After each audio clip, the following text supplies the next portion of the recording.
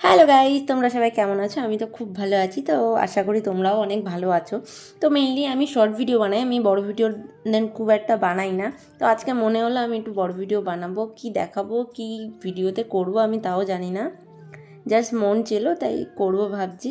যেমন একটা বললাম আর কি, বড় ভিডিও বানাই। তো ভিডিওটা চলতে থাকুক, দেখি কি দেখানো যায়, কি করা যায়। তো এই যে ভিডিওটা তো শুরু করলাম। তো এখন আমি এসে পড়ছি রান্নাঘরে। তো রাজা ফোন করে আমাকে বললো একটু রুটি বানাও, কালকে দুপুরে বাড়ি আসতে পারবো না, রুটি কাজে নিয়ে চলে যাবো, ওখানে খেয়ে নেবো।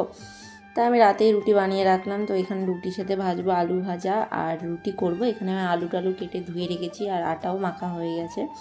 জাস্ট এখন গোল গোল করবো, আটাটা বেলবো আর ভাজবো, হয়ে যাবে। তো আমি একটু আস্তে আস্তে করছিলাম, কেননা অত তাড়াফোড়া করে কী বা হবে, কারণ রাজা আসবে সে রাত 1টা, 12:30, 1টা সামথিং বেজে যায়। এখন সবে 10টা, 10:30 বাজে। তো দেখতে দেখতে আমার যে রুটি বানানো হয়ে গেছে। এখন আলু ভাজাটা কড়াইয়ে বসিয়ে দিয়েছি, আলু ভাজাটা ভাজা হয়ে গেলে তো হয়ে যাবে। আস্তে আস্তেই করছি, এখন বেশি বাজে না, 11টা বেজে গেছে মনে হয়। সারাদিন তো সেমন কাজ বাজও আমার করা হয় না, কী বা কাজ করব, দুজনের সংসার, সেমন কী বা কাজ থাকে। ওই ঘরটার গোছানো, রান্না করা, জাস্ট ওরকমই। তো এইটা করতেই বা কতক্ষণ লাগে, সারাদিন একা একা থাকি, মানে টাইমটা তো কোনোভাবে পার করতে হবে, ওর জন্য হয়ে গেছে। তো এখানে আমার রান্নাবান্না হয়ে গেল, এখন ঘরে চলে এসেছি। এখন 11:30 মতো বাজে, এখনও রাজার আসতে 1 থেকে 1.5 ঘন্টা সময় লাগবে, এখনও কাজ করছে। তো এখানে কি করব একা একা বসে বসে, তাই ভিডিও বানাচ্ছিলাম। জানি না কি ভুংবাং বলছিলাম, আমার ঠিক মনে নেই। তো এখানে হয়তো এই সবই বলছিলাম যে একা একা থাকি, আর এখানে কি করব, টাইম পাস করার জন্য তোমাদের সাথে কথা বলছিলাম, আর এখানে একটু একটা মুভি দেখছিলাম। বাট মুভিটা প্রচণ্ড ভালো ছিল। তো চলো পরে কথা হচ্ছে, আবার দেখি।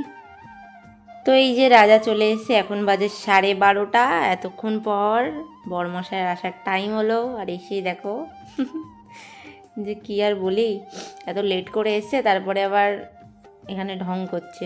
তো এই যে এসে পড়লো, আর এই যে দেখো কিসে কাজ করে, ও অনলাইনে কাজ করে। তো এখন আমি বলছিলাম যে আমি রেগে আছি, এত রাত করে আসলে ভালো লাগে কার একা একা এতক্ষণ থাকতে। তো ও বলছিল ঠিক আছে, রাগ করলে কিছু করার নেই, আমি তো কাজ করতে গেছিলাম, আর তো কিছু না।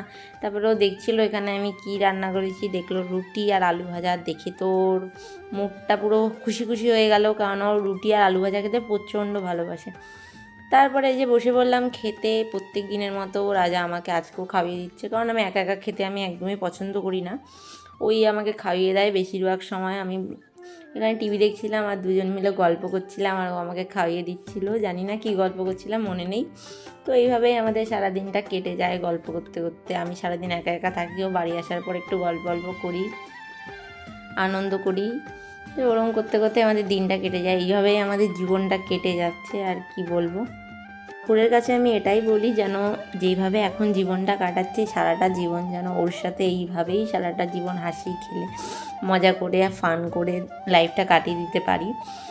তো এই যে এখানে দেখো ও আমাকে টুকটাক খাইয়ে দিচ্ছে। তারপরেও বলছিল যে আমি ঠান্ডায় কাজ করছি, বাইরে গাড়ি চালাচ্ছি, ঠান্ডায় আমার প্রচণ্ড গলা ব্যথা করছে। তা আমি আবার গরম জল করে এনে দিয়েছিলাম, ও তাই গরম জল খাচ্ছিল।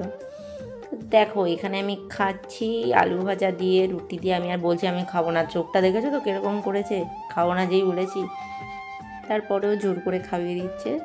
তো খাই, আর কি করব, এখানে খাচ্ছি। আর ওকে কি বলছিলাম জানি, হ্যাঁ ভালো একটা মুভি দেওয়ার কথা বলছিলাম। তো বলছিল কি মুভি দেবো, আমি বলছি দাও তোমার পছন্দের একটা মুভি, যেটা ভালো লাগবে।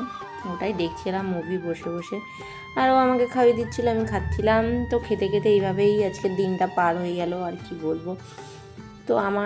তো আমি জানি এটা খুব নর্মাল ভিডিও। তো ভিডিওটা ভালো লাগলে একটু সাবস্ক্রাইব করে দিও, আর একটু সাপোর্ট করো আমাদের, তাহলে এরপরে ভালো ভালো জিনিস